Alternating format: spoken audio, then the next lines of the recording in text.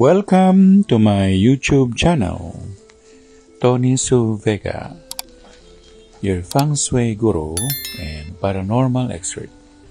Horoscope, Cancer, June 21 to July 22. Today is Sunday, July 21, 2024.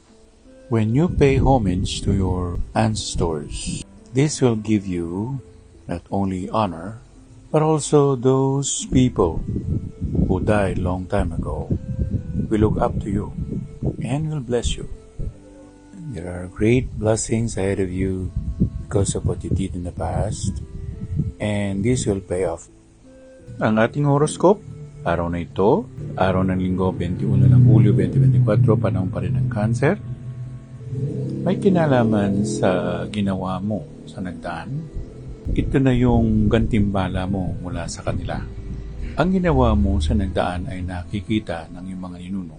At ngayon, bilang pagbalik tanaw nila sa nangyari o naganap, ikaw ay binibindisyon na nila ngayon.